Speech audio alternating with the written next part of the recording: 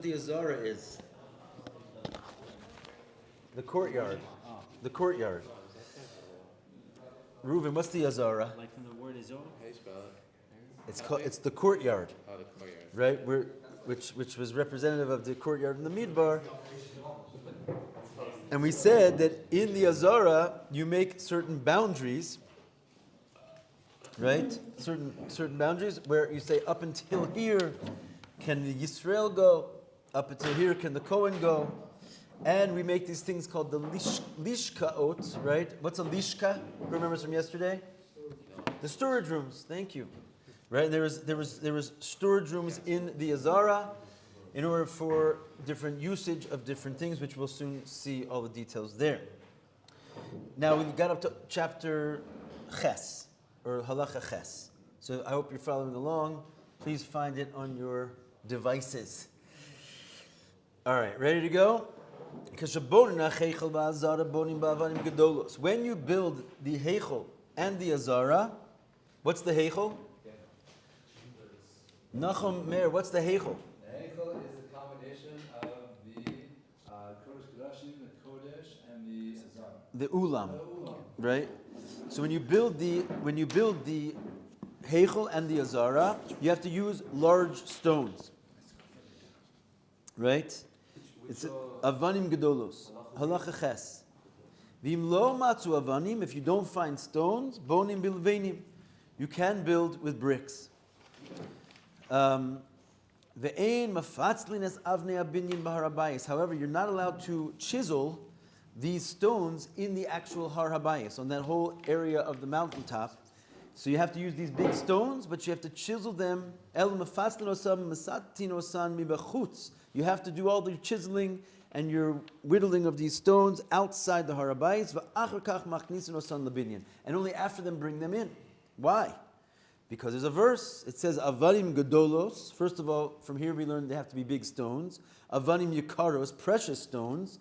Liyased abayis avne gazis. And it says to found your house with. And they are chiseled stones. So wait, they're chiseled. But there's another verse that says umakavos va'garzen kol klei barzel lo nishma v'bayis bihi banoso. But you cannot use any metal instruments. They can't be heard. The sound of metal instruments cannot be heard in the house upon their building. So they put these two verses together and they realized we need to have chiseled stones and we can't chisel them in there. So you get them and chisel them outside. Got it? Ein bonim bo eitz bolet klal. You're not allowed to build any protruding wood at all in the whole temple. There can be no wood. Ela o ba'avanim o b'levenim vasid. It has to be either stones or bricks and mortar. Why is that? By the way, this kind of goes deep.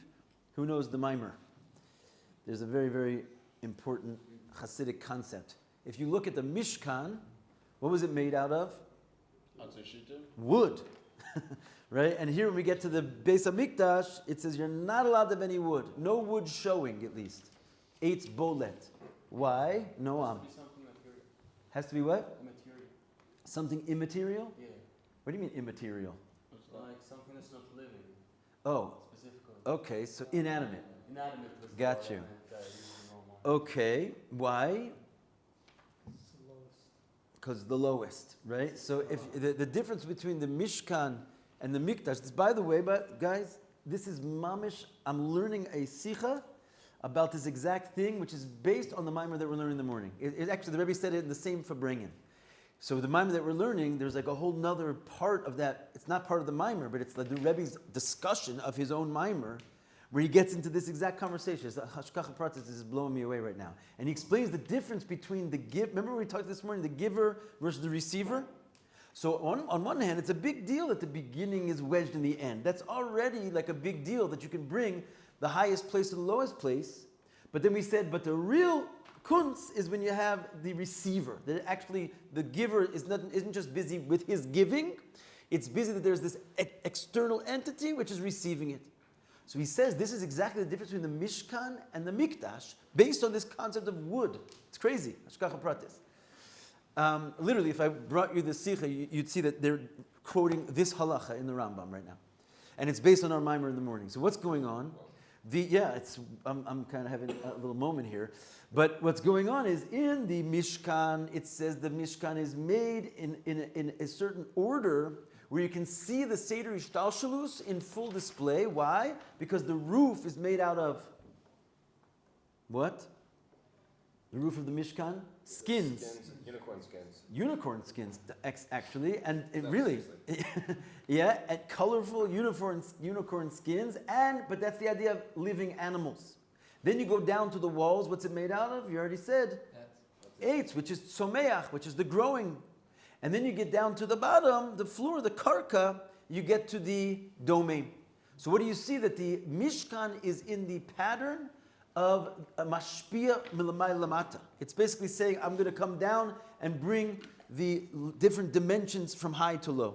And the idea is that it has to go to the karka of the Mishkan, right? It's very important that the earth of the Mishkan was made of earth, because if you don't have inanimate, you don't have a Mishkan at all. Because the whole purpose of a dir b'tachtonim is it has to get to the tachtonim. So what's the difference between the Mishkan's tachtonim versus the Mikdash's tachtonim, where the whole thing was made of stone and there was no any symbol of eitz bolet. You couldn't even have any wood showing. It was like actually the opposite. One is showing the ability of Hashem to come all the way down even to the bottom, which is the Mishkan. Yes, it has the floor in there, but it also has symbolism of animal and plant, which basically is showing that there's this extension from above to below, reaching all the way to the bottom, but it's not really like focusing and emphasizing the reception on the part of the bottom. If you're going to really highlight the ultimate tachtonim, it's not just that Hashem can reach the tachton, it's that the tachton can get it on its own, which is exactly what we were saying in the morning class, if you recall. Because we were saying that only when it's received, that Sof Maisa reaches really to the before the Machshava. What's so big about the Sof Maisa, the end indeed, is that it goes into the Kli of the Makabel. It has to actually be received. It's not about the giver anymore. It's about the receiver. And therefore the Mikdash, which represents the ultimate Dira B'Tachtonim, there's no mention of the giver. The wood is gone, the animal skins are gone, all you see is stone everywhere. The roof, the walls, everything's stone. To emphasize the ultimate Indian of the Dir B'Tachtonim is found in the permanent home of Hashem, not the portable one, which is, so to speak, on the way to his Dir B'Tachtonim, but the final one. It's amazing. That's amazing. Isn't it? There you go. We just understood the mimer from this morning. In chapter 8, there it is. Okay, chapter 9. Fine, so you cannot have any eitz bolet klal, no wood showing. Ela'oba avanim or levenim vasid has to be either stone, bricks, or mortar. Obviously, stone is the preference. We already said in the last halacha. Also, ein osin achsadro shel eitz b'chol azar. You cannot make sort of bleachers, I would call it, of eitz in the whole azara. Ella shel avanim o levenim. Only of stone, only of bricks. Period. In this sikha, by the way, it gets also into a whole distinction between stones and bricks. I'm telling you, this whole Farbrengen that we're learning in the morning is based on this halacha. And whatever, I'm not going to go into the whole thing, but he says the difference between stones and bricks, stones is inanimate and bricks are inanimate, but stones are inanimate that's made from heaven, and bricks are inanimate that's made from man. And so he says there's a havamina to think that you should actually make the Beis HaMikdash out of bricks, because it's even a lower darga. But I didn't finish the sikha yet, so I'll tell you tomorrow. You're supposed, it has to be made from stones. Bricks is only a bidi evid. So you tell me the Shamir one here? He's going to get to Shamir. Yeah, you love it. Okay, test, Yud. Meratzfin es kol azar ba'avanim yikarus. Now, next step is you have to pave the floor with only beautiful, precious stones. All the azara. V'im nekra even, if one stone gets disjarred, what is the word? Dislodged. Afal pishu amedes makoma, even though it's still in its spot, but you know somehow like a tile can just sort of like get dislodged, but it's still sitting there. Hoil v'niskalkala pasula, it's already puzzle as soon as it gets dislodged. And what's the significance of its being puzzle? Asur l'kohen ha'oved la'amod aleh. Any Kohen who's busy doing his service, he's not allowed to stand on that stone. B'shas avoda ad shtikava ba'aretz. As while he's doing the avoda, it disqualifies his avoda until it will be reaffixed to the floor in a proper way. Yud Aleph. Mitzvah min ha'muvcha lechazek es ha'binyan lahagbiho kefi koach hatzibor. So it's the best way to do this mitzvah, it's called mitzvah min ha'muvchar, is to strengthen the building and to make it glorious in as much as the congregation can afford. Shenemar l'romeim es beis Elokeinu, because it says we have to exalt. We have to make exalted the house of our God. Umefarin oso miyafin kefi kochan, and which means you have to beautify it and in accordance with as much as you possibly can, which means im yachol latuach oso bazav, if you can actually plate it with gold, you have to do it. Lahagdil b'masav, anything you can do to make it more and more glorious, as much as you can afford, harei is a mitzvah. That's the mitzvah. That's how you do it. Yud Beis. What's going on there? Or better yet, join us. Yud Beis. Ein bones hamikdash balayla. You cannot build a temple at night. Shneimar v'yom hakim es hamishkan. Why? Because the pasuk, it says on the day that you lift up the mishkan. From there we learn can't do it at night. V'yom hakimin v'lo balayla. You have to do it in day and not night.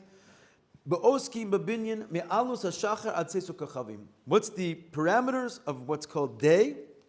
So this is also, we can just sort of learn out something special here, that from alus hashachar until seisu kachavim, from when the sun comes up until the stars come out, this is the place called day.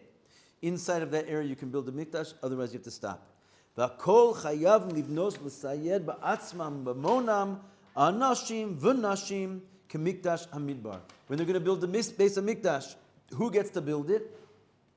We're going to find our best builders and put them on the job, yes, but everybody is actually obligated to build it and to help in the building with themselves, their bodies, and their money. It's not for the elite. Anashim, nashim, men and women, just like it was in the Midbar. If you recall, everybody donated to the Mishkan. So when time to build the Mishkan, you got to cough it up. It's time. It's literally a man-to-man donation. In fact, this is where the whole idea of collection and Jewish charity originates from, right? They gathered all of the wealth from the Jews to build the Mishkan. This is a standing mitzvah for all time. Except for us. What's that? Except for us. Except for us? We learn Torah. No, Tinoko shel beis Rabban. It's a different thing. You're in. Here, the next thing is Ein Mavatlin Tinoko shel beis Rabban lebinyan, but there's one class of people that is actually exempt, and that is called Tinoko shel beis Rabban, which means young children who are not yet, basically bar mitzvahs, but even younger than that a little bit, but essentially young children who are not yet obligated mitzvahs. Why are they exempt from building the Beis HaMikdash? They don't have money yet? They have to learn, right? That's the whole idea. They're busy learning. So it says that their learning is seemingly more valuable than even a great tzaddik. In fact, we learn this from it where it says Abaye proclaimed that these children are holy because why do they get the exemption? Because you can't compare the Torah learning of someone who has the breath of sin to someone who doesn't have the breath of sin. Meaning to say, a child is not shaykh to sin, right? So, but the Rebbe asked a question on this. Wait a second, and Abaya is shaykh to sin? He's the one who said this. And he's a perfect tzaddik, and he never sinned a day in his life. So the Rebbe goes even deeper and explains, it's not just that the person who's learning Torah is a sinner and the child's not a sinner. Is there's a certain breed of Jew that's not even shaykh to sin. They cannot sin. Even a perfect tzaddik theoretically could sin, right? He still has free choice at the level of that he could sin. So the children of Israel are so holy that they're holier than the building of the Beis HaMikdash. And this is like the whole idea. That's why I see Shammai doing well with his campaign. This whole idea of pouring out our efforts and attention to the children of Israel, this is basically what they're called the guarantors of the whole Jewish people. their learning is more significant than ours, believe it or not. Yeah. Could a tzaddik sin? In theory, right? In theory. Like, he has free choice.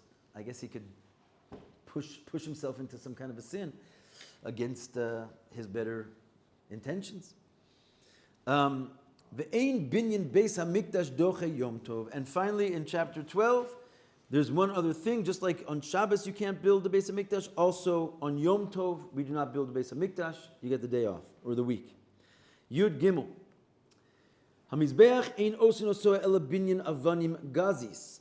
When it comes to the Beis Hamikdash, you can only build it with hewn stones.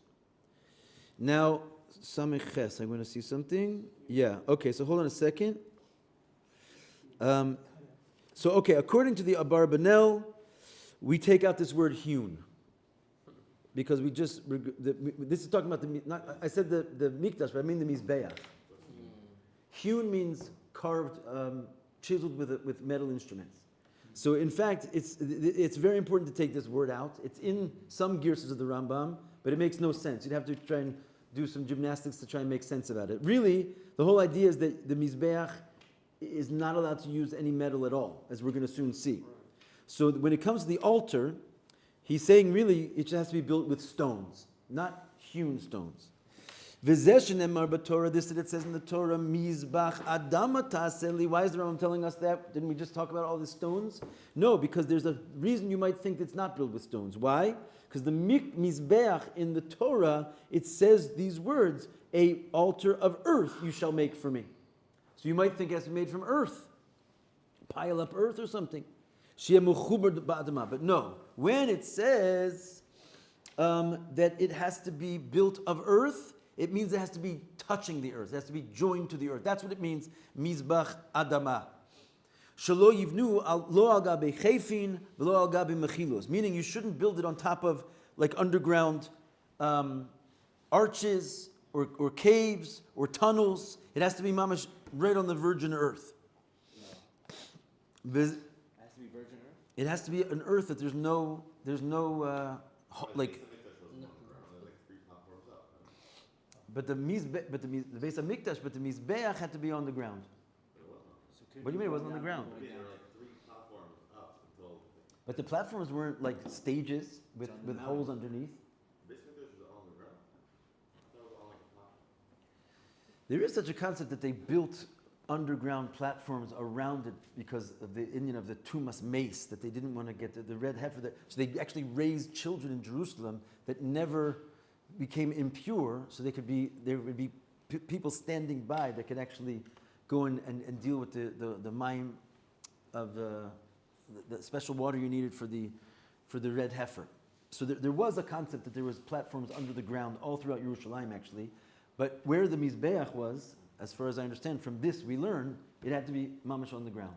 Now this that you're saying there were steps and steps and steps up until the different gates, for sure. The Mizbeach, the Beis Hamikdash was not on level ground, which we're going to get way into as the classes progress.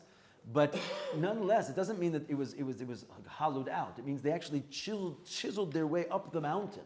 And as you get higher and higher into the mountain, you are on different platforms of the Beis Hamikdash. So it was not on level ground, but it was still on the ground. It was touching the ground. Fine. So the point is that it has to be made from stone. And you need to know that because it says, Mizbach Adama, make an altar of earth. But that really means it has to be joined to the earth. Shelo yivnu, so you shouldn't build it on these openings, tunnels, etc. V'zeh shenemar, v'im mizbach avanim. In the Torah it says, and it's quote, if you'll build me a altar of stones, mi piashmu alamdu, from tradition we have learned, it's not, the if there does not mean if, which means if you want, you can, if you want, you don't have to. It's actually an obligation. And there's a few places, im kesef talva, I think Rashi brings over there 3 different examples of sometimes the word im, which normally means if, it doesn't, right? So here is one of them. You have to make it out of stone. Yud Dalid. Kol even shenifgama kadei shetach gurba tziporen kasakin shel shchita harze psula lekevesh v'lemizbeach. any stone, this is kind of intense reality of the Beis HaMikdash over here, just see the detail and preciousness that was going on there.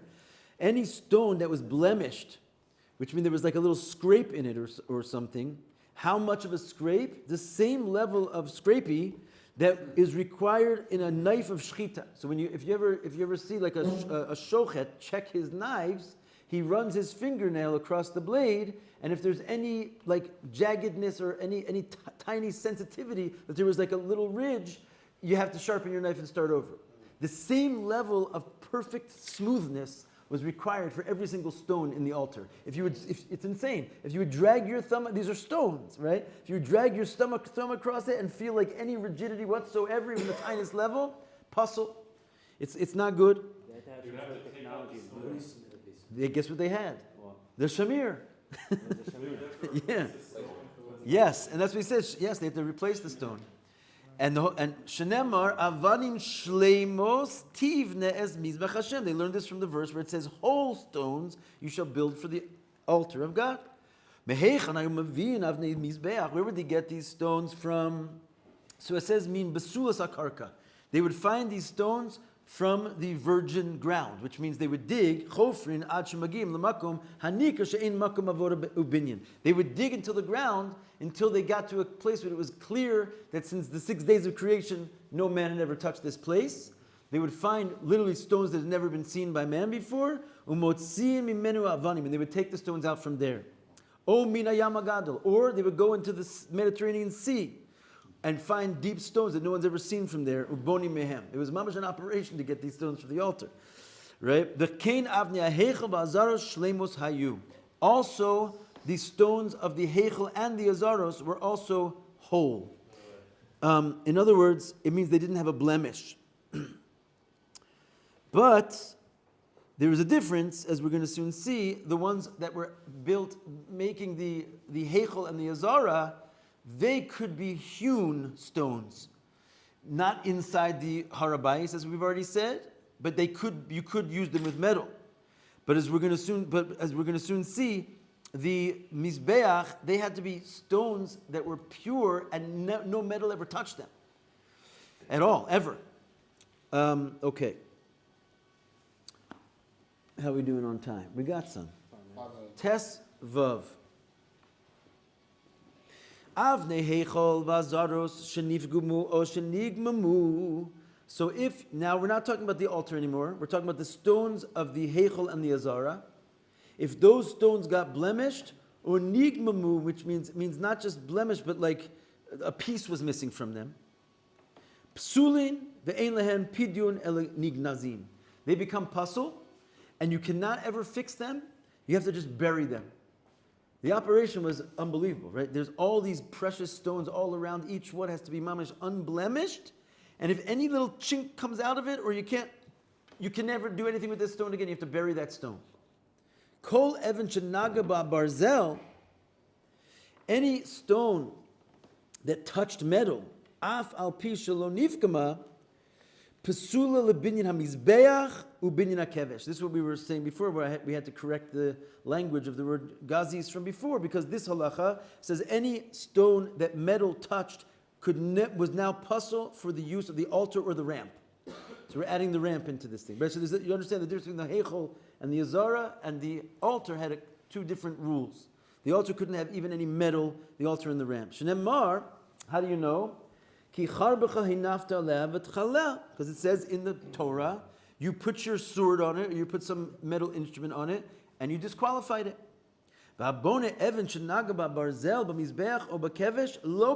If you happen to be the builder and decides to take a little stone that touched metal and make there's a bug on my hand, and make a altar with a stone that touched metal, you get lashed for such an operation.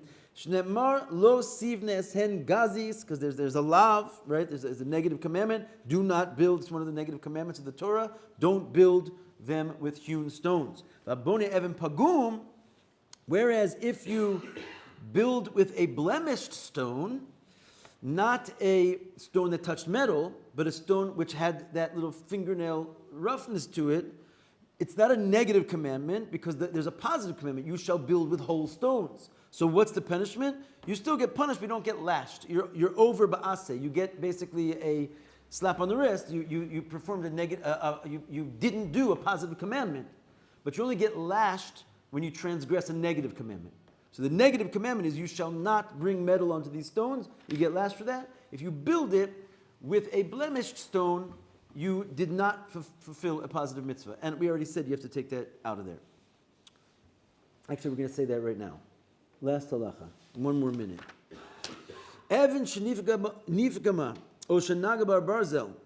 If there was a stone that did get blemished or that touched metal, acha shenivnes b'mizbeach o b'kevesh, and it was already built into the ramp or to the altar, also evan pasula b'ashar kashedo. So only that one stone is pasul. The rest of the mizbeach you can still use. So that's kind of, I guess, like a nice heter, because if you wound up having a stone somewhere in there and you didn't even know where it was, you don't have to destroy the whole altar. It's still kosher.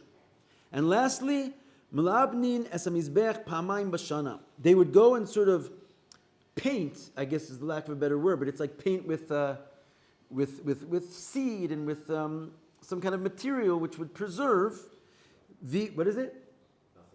It's not really a shellac, but it's kind of that vibe. They would do this twice a year on the altar. When? Pesach and Chag, on the 2 times of the holidays, the Pesach holiday and Sukkot. And how would they do it? How do you even work on this thing? How do you paint it? They had to do it with a cloth. They could not do it with a metal object. Not even if that metal object was sort of covered with something. They couldn't use a metal object in the operation of the painting at all. Why? Shema yiga ba'evin b'yivsol, because it might have, God forbid, touched the stone, and you're done. No stone can touch it. Do it like a cloth. This is where the idea, by the way, comes that we don't have knives on the table, right? Because the idea is that the mizbeach, why can't you put metal on the touch metal with the altar? Because the mizbeach is there to basically save lives, right? It's there to bring life to the world. Because of the sacrifices, Hashem keeps the world alive.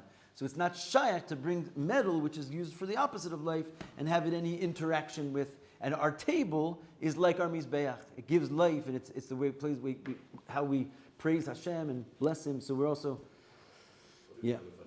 You're not allowed to have knives on the table. Like a metal knife, you have to take it off the table when you bench. When you bench. Yeah.